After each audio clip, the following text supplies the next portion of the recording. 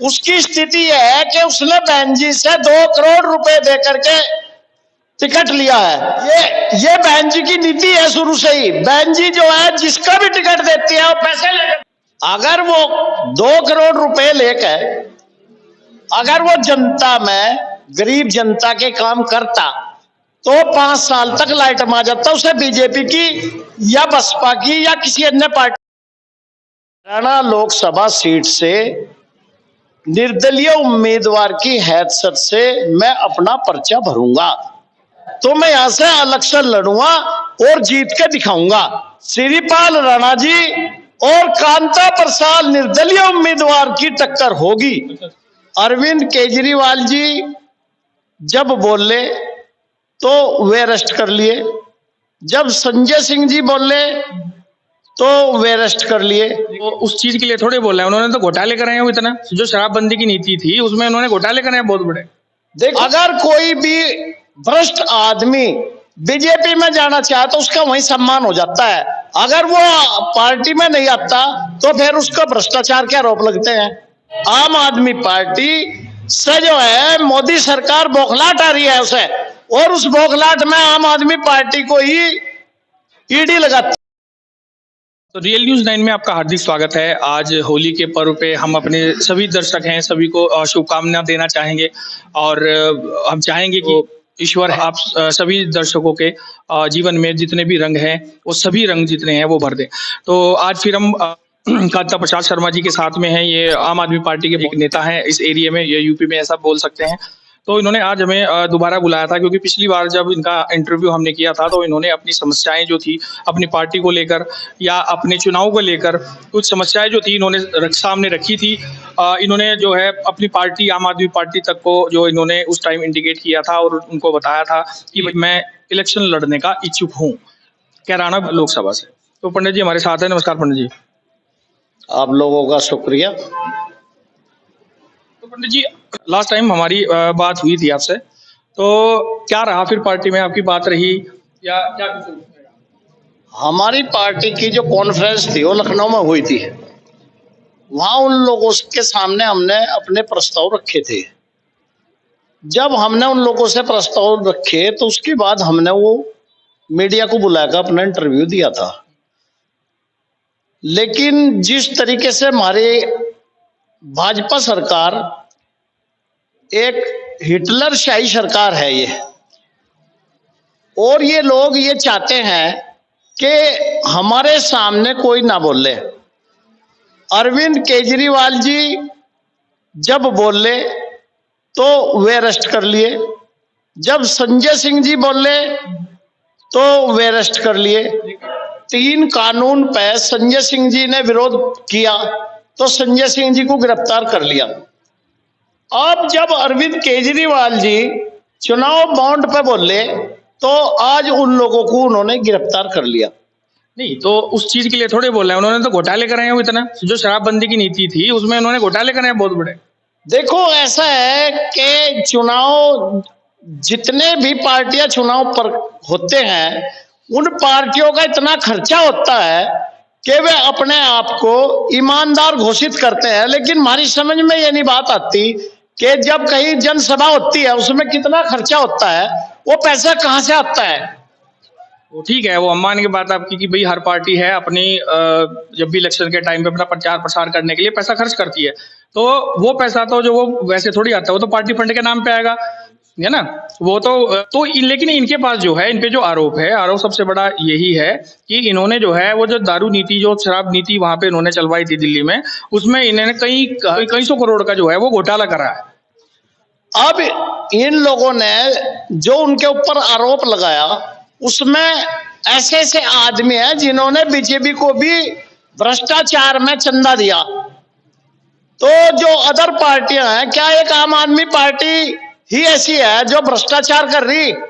Other पार्टियों के खिलाफ क्यों नहीं करते हैं? अच्छा, जब आम आदमी पार्टी आई थी उस टाइम अरविंद केजरीवाल ने ये बोला था कि हम जो है किसी भी जो करप्ट जो भ्रष्ट पार्टी है हम उसका साथ नहीं देंगे। ठीक है जी। कांग्रेस के खिलाफ उनका चला था जब अनशन जब चला था, जहां से वो निकल के आए थे, तो कांग्रेस के खिलाफ था। उसके बाद फिर जी जब वो इलेक्शन हुआ दिल्ली में, उन्होंने अपनी पार्टी बनाई, पहले इलेक्शन हुआ, उसमें जो सीट है वो कम रहेगी। फिर उन्होंने जो गठबंधन करा, यानी कि सरकार जो बनाई, कांग्रेस के साथ बनाई, तो उस टाइम कांग्रेस क्या नहाली थी क्या, मतलब जमुना में या गंगा में नहा के आ गई थी कि उनके पाप कम हो गए? देखो, जो भी पार्टी है, गंगा में नहाती कोई नहीं है। अगर कोई भी भ्रष्ट आदमी बीजेपी में जाना चाहे तो उसका वहीं सम्मान हो जाता है।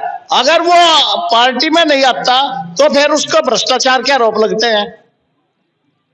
हमें तो अपने जीवन में ये देखा जी, मैं एक किसान हूं, और जब मैं किसान कार्ड बनवाने के लिए जाता हूं बैंक में, तो वहां मुझे पैसे देने पड़े।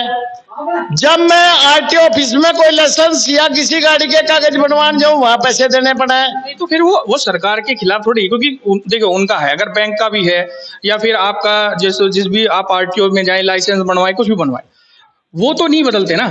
वो तो जो सरकार बदलती है 5 साल में, वो तो जो कि तू रहते हैं ना। तो आपको कैसे आप कह सकते हैं कि किसी पार्टी पे कैसे आप आरोप लगा सकते हैं कि भाई इस पार्टी के थ्रू अगर ये हुआ तो भ्रष्टाचार बढ़ा?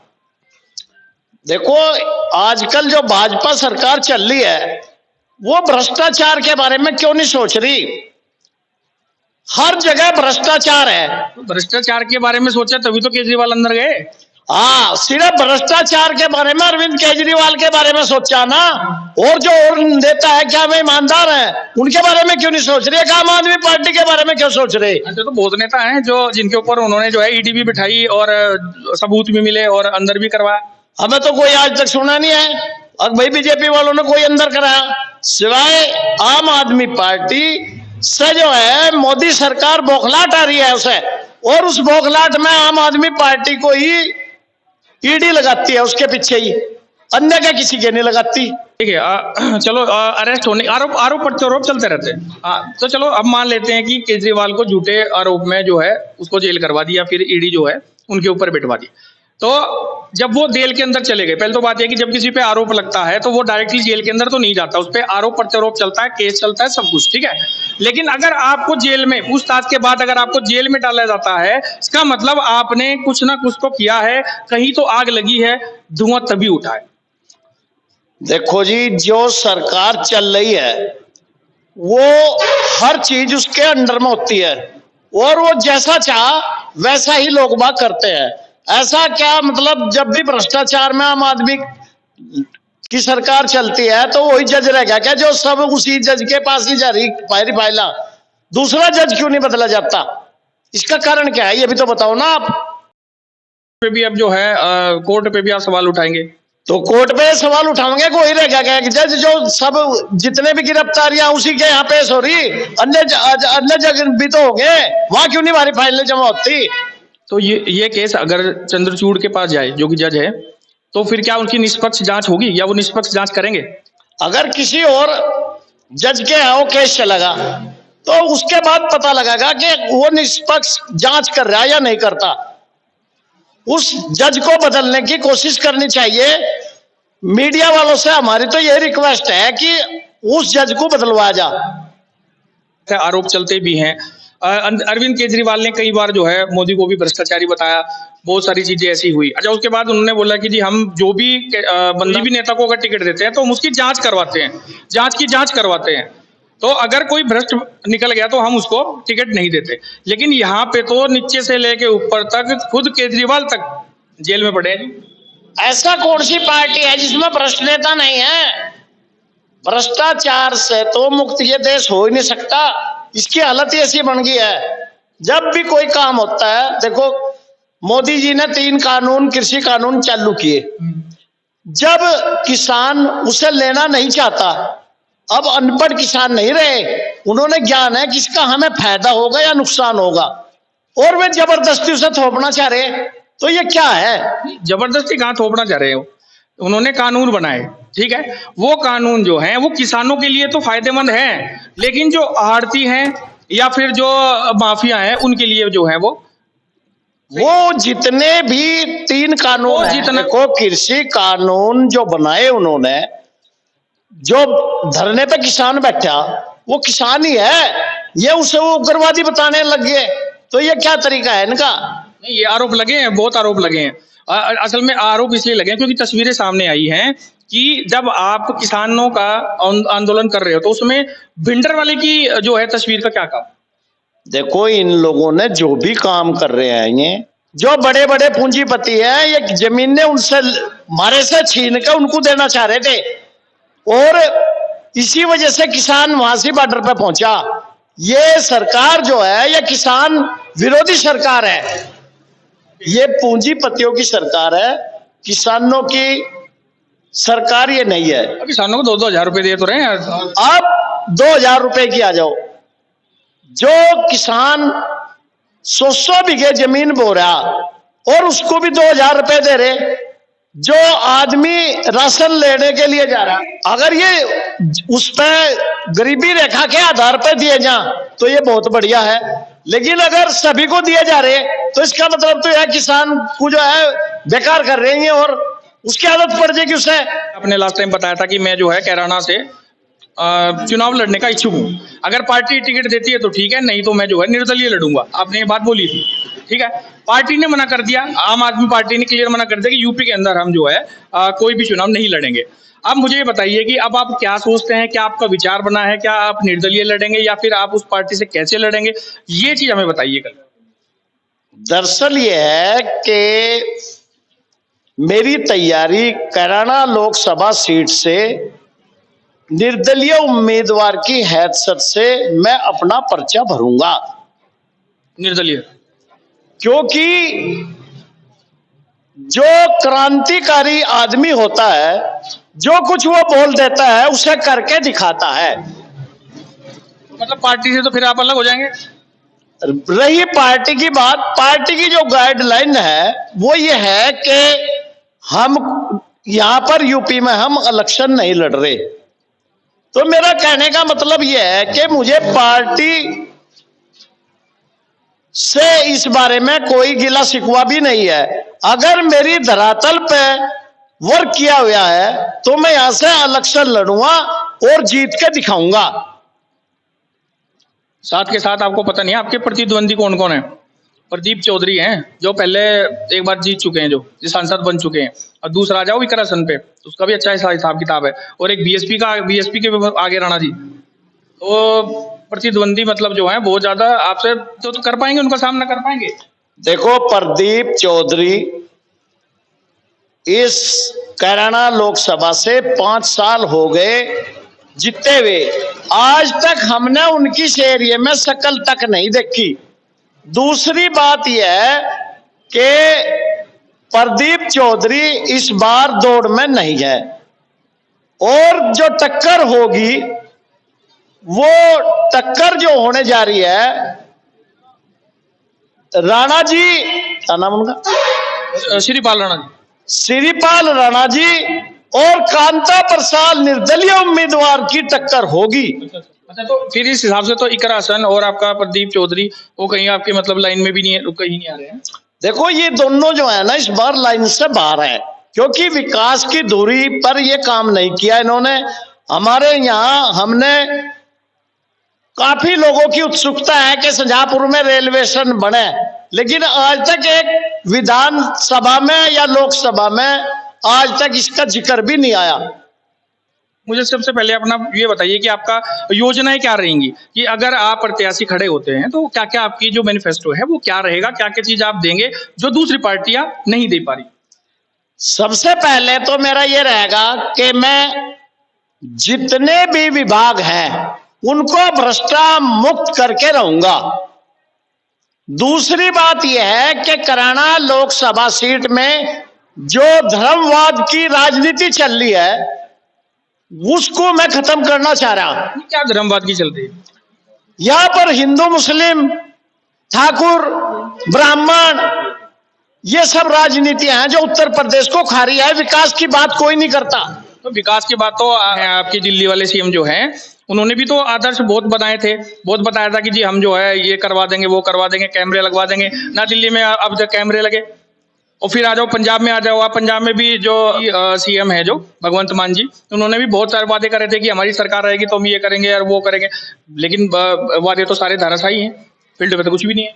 देखो, हमारी सरकार दिल्ली में बनी, उसने वहां पर स्वास्थ्य सेवाएं और एजुकेशन के मामले में सबसे ज्यादा काम दिल्ली में किया। स्वास्थ्य, जो आप स्वच्छता की बात कर रहे हैं ना, स्वास्थ्य की बात कर रहे हैं, मेडिकल की बात कर रहे हैं, तो जो मेडिकल जो मोहल्ला क्लिनिक चले थे ना, उसमें कुत्ते झांक रहे हैं आज के टाइम।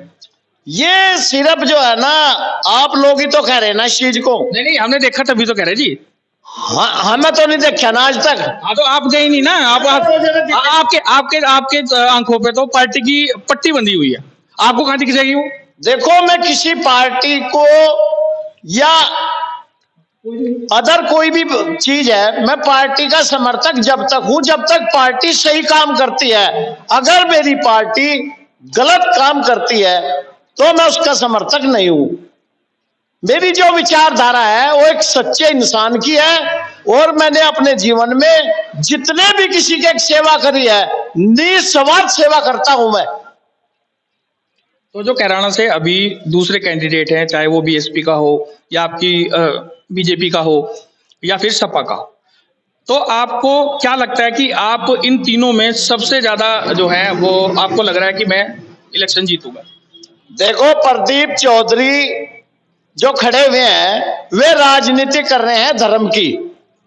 उन्होंने तो हिंदू मुस्लिम की बात करके वोट बटोरनी है, विकास के नाम की धुरी पर खत्म। अब आगे इकरासन का जो ये बैंक वोट है, ये मुसलमानों का वो अपनी गिनती है, लेकिन जो बसपा का उम्मीदवार खड़ा हुआ है उसकी स्थिति यह है कि उसने बहन जी से 2 करोड़ रुपए देकर के टिकट लिया है। या बहुत बड़ा आरोप लगा रहे हैं बीएसपी वाला। ये बहन जी की नीति है शुरू से ही। बहन जी जो है जिसका भी टिकट देती है वो पैसे लेकर जब भी उन्होंने पैसे दिए, आपके पास क्या सबूत है कि उन्होंने 2 करोड़ रुपए दिए बीएसपी को? अरे ये तो चर्चा है यहाँ से एरिया में, बिना चर्चा के कोई बात नहीं होती। अच्छा, अब जो इकरा हसन है या फिर जो प्रदीप चौधरी है, क्या इन्होंने भी पैसा दिया होगा टिकट लेने के लिए? नहीं।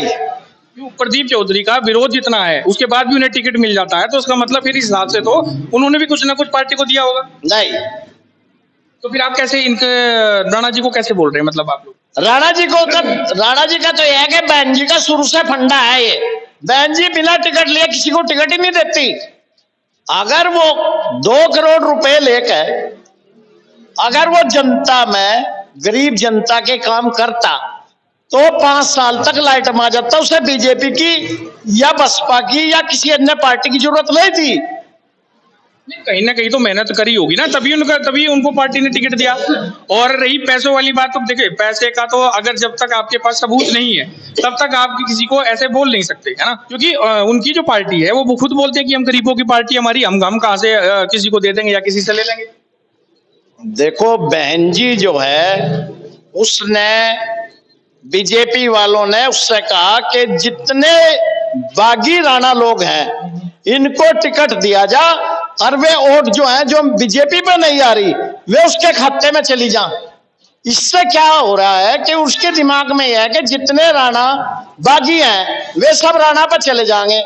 दूसरी बात यह है, हरिजनों का भी एक फंडा है। बहन जी ने तो उसको टिकट दे दिया, लेकिन मैं नहीं मानता कि बहुजन समाज के लोग उसे वोट देंगे। तो हम ये मान के चले कि कांता प्रसाद शर्मा जो है वो दौड़ में है।